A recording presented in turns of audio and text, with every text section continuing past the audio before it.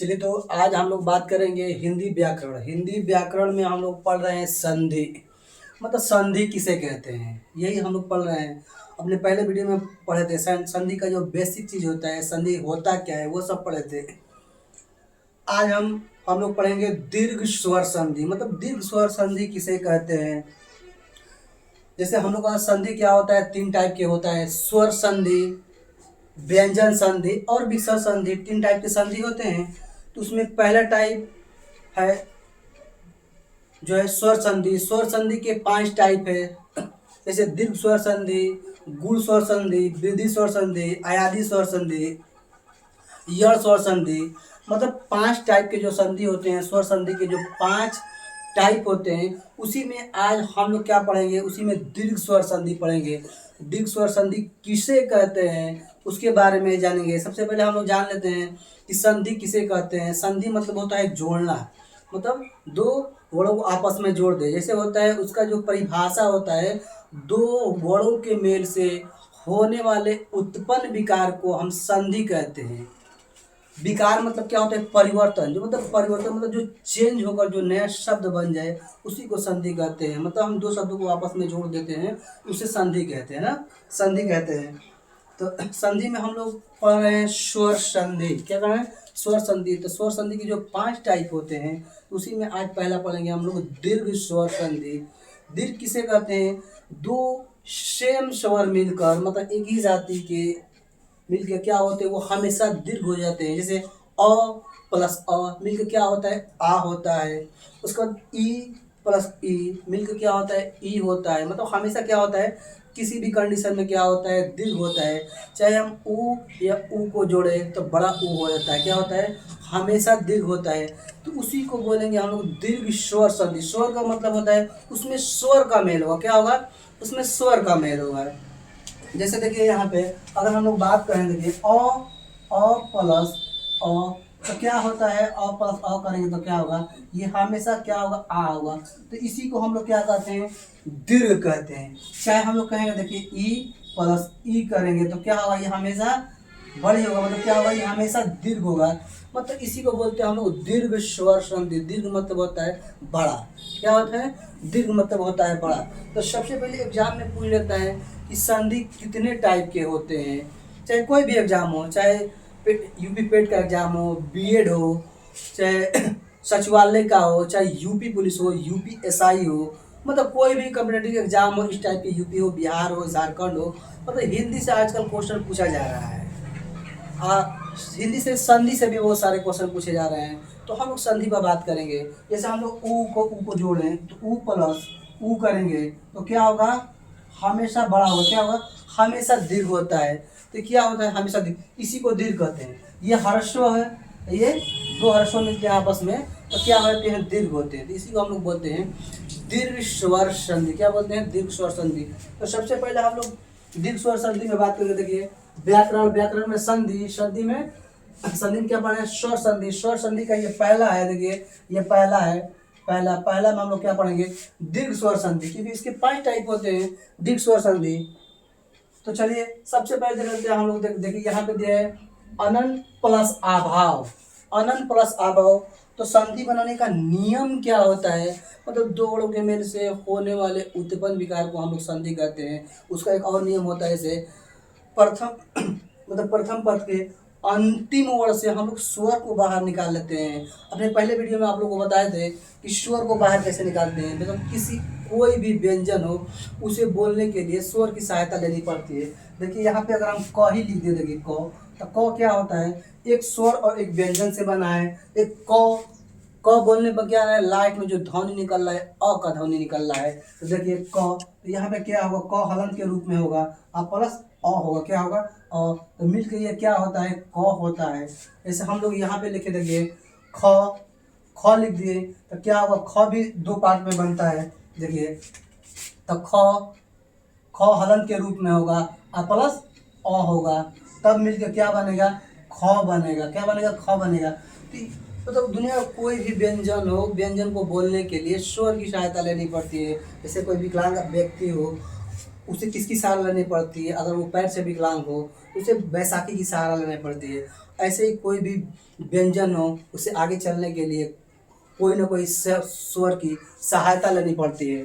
तो वही होता है, देखिए यही है, इसे हम लोग कहते हैं दीर्घ स्वर संधि। क्या कहते हैं? दीर्घ स्वर संधि। जैसे पहला क्वेश्चन हम लोग का है, देखिए अनन प्लस अभाव। तब देखिए प्रथम शब्द के अंतिम वर्ण से, वर्ण क्या है? न है, न से हम लोग स्वर को बाहर निकाल लेते हैं। जब यहाँ से हम लोग स्वर को बाहर निकालेंगे, देखिए बोलने पर हमारा जो निकल रहा है न, न हम लोग बोल रहे हैं तो लास्ट में स्वर जो निकल रहा है, क्या निकल रहा है? अ का स्वर निकल रहा है। तो यहाँ से हम लोग अ को बाहर कर लेंगे, अ को बाहर कर लेंगे। अब मतलब द्वितीय शब्द के प्रथम पद को हम लोग नीचे उतार लेते थे। प्रथम पद और क्या है इसमें, देखिए क्या है? अ है, तो अ को हम लोग नीचे उतार लेंगे। क्या कर लेंगे? नीचे उतार लेंगे। अब ये दोनों को हम लोग क्या करते हैं? आपस में जोड़ देते हैं। तो जब भी जोड़ेंगे अ प्लस अ में क्या होगा? हमेशा क्या होगा? दीर्घ होगा, आ होगा। अब प्लस देखिए यहाँ पे क्या बच रहा है? अनन। क्या बच रहा है? अ। यहाँ पे क्या बच रहा है? अनन ना। देखिए यहाँ पे जो बचेगा अ आधा न, और फिर आधा न ही बचेगा हलन के रूप में। तो अ आधा न हलन के रूप में बचेगा। अब प्लस यहाँ पे क्या बचेगा? देखिए भाव। क्या बचेगा? भाव भाव बच रहा है। अब क्या होता है, देखिए अभी आप लोग को हम बताएं कि स्वर किसको सहायता देता है? वो व्यंजन को सहायता देता है। जो व्यंजन अधूरा होता है उसी को वो पूरा करता है। इसमें अधूरा कौन है? देखिए न अधूरा है, क्योंकि वो हलंत के रूप में हो गया। स्वर को हम लोग बाहर निकाल दिए हैं।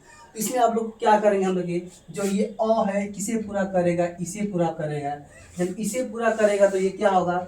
कोई भी स्वर जाता है या तो किसी मंत्रा के रूप में चला जाता है, या तो खड़ी पाई के रूप में चला जाता है, पाई के रूप में चला जाता है। देखिए अ इसमें जाके जुड़ेगा तो ना हो जाएगा। देखिए अ आधा ना है तो ना लिख लेंगे इसे। ये जो हलंत वाला इसे पूरा करेगा तो क्या हो जाएगा? अ जाकर जुड़ेगा तो ना हो जाएगा।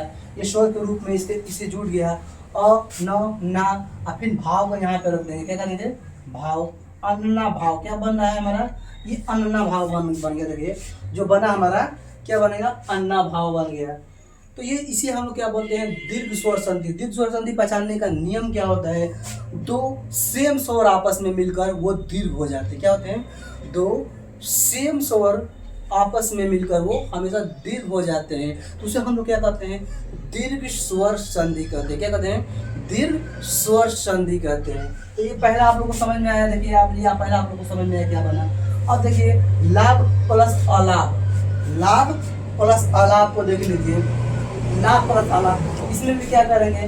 प्रथम पद के अंतिम वर्ण से हम लोग स्वर को निकाल देंगे। देखिए जब इसमें से हम लोग स्वर को निकाल देंगे, देखिए यहाँ पे भ है ना, देखिए भ को हम लोग स्वर से निकालेंगे। देखिए लाइन में भ है तो भ से स्वर को निकालेंगे तो क्या आएगा?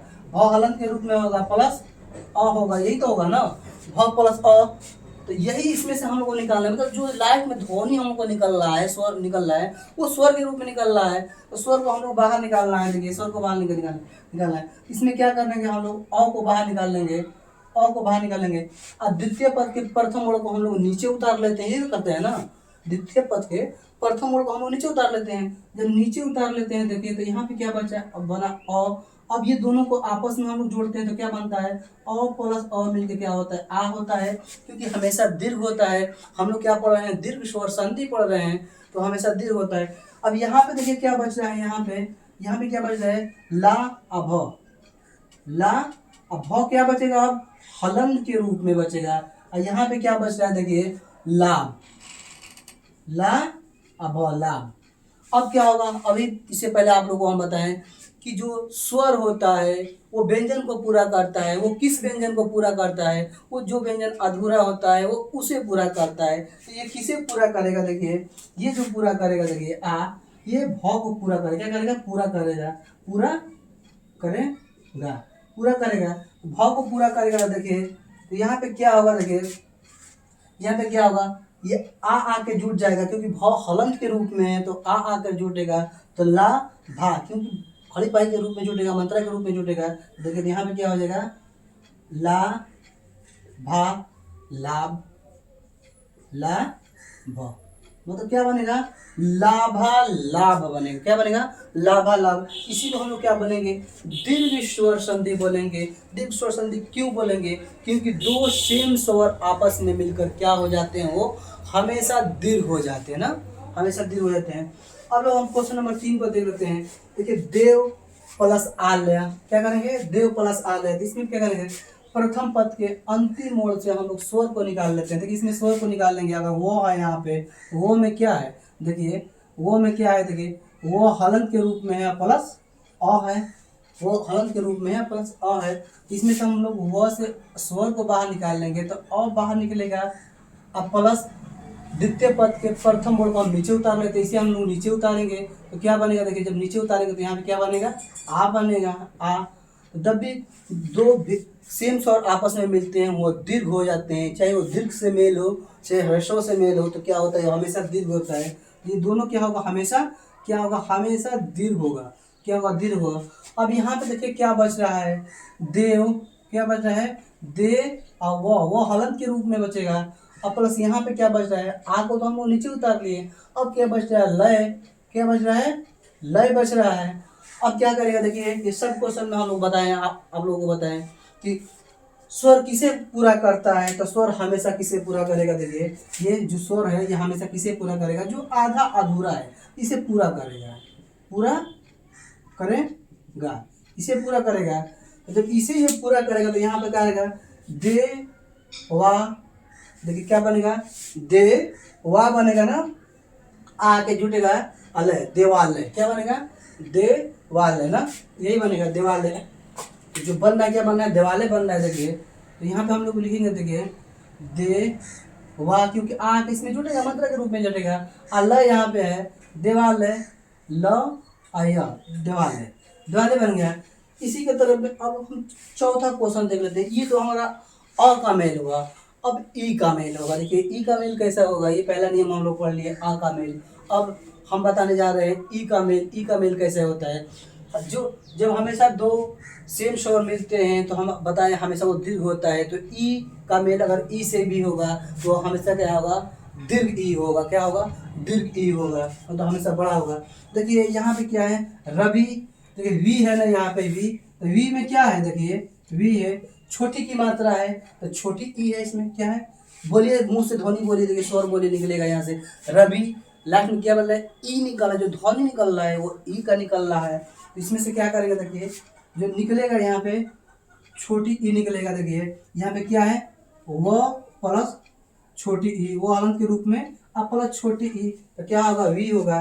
यहाँ पे भी क्या है, देखिए ई है, ई है, तो ई मिलकर हमेशा क्या होगा, ये दीर्घ होगा। क्या होगा, ये हमेशा बड़ा ई होगा।